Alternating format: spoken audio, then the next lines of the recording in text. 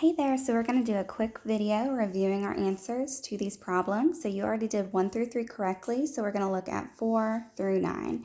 All right, for number 4, we have 3/16 plus 6/8. So to find a common denominator of 16, I had to multiply by 2 on the bottom and multiply by 2 on the top.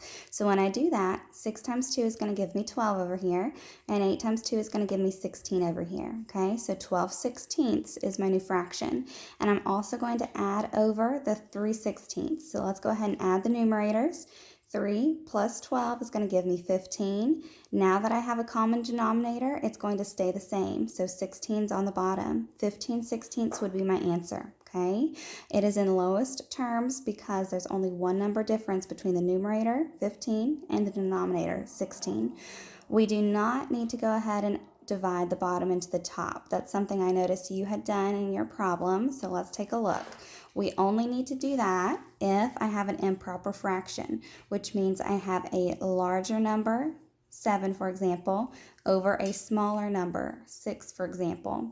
So since I had a larger number 7 over top of a smaller number 6, I would divide the bottom into the top to get a mixed number, okay? So this is only whenever I have an improper fraction. All right, so 15/16 would just remain as it is. Let's go ahead and look at number 5.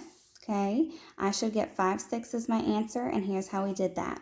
So I have to find a common denominator.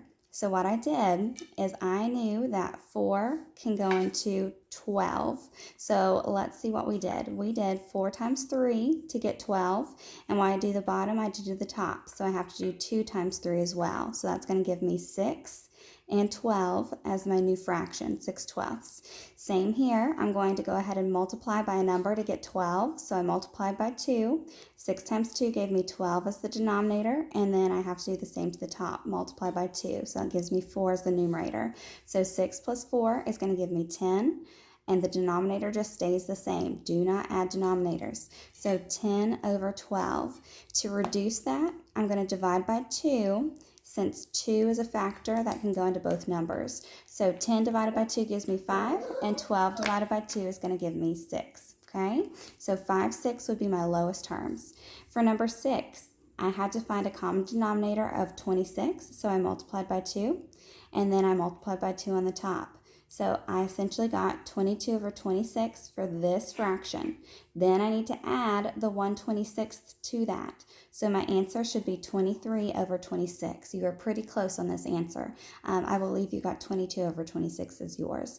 But 23 over 26 is the correct one, and this is in simplest terms. I cannot reduce by dividing by a common factor. Okay, all right, that's as low as it can go. Let's look at the next one. We've got 5/7 plus 3/14. To make a common denominator, I'm going to multiply by 2 on the bottom. When I do the bottom, I do to the top, multiply by 2 as well. So I get 10/14 plus 3/14 gives me 13/14. This is in lowest terms. Remember, only add the numerators. Once you find a common denominator, the denominator is going to stay the same. Okay, number 8. I ended up getting 10/16 when I multiplied by 2 on the top and bottom. And then I'm going to add that to the original fraction, 5/16. So I got 15/16. Once again, that is in lowest terms.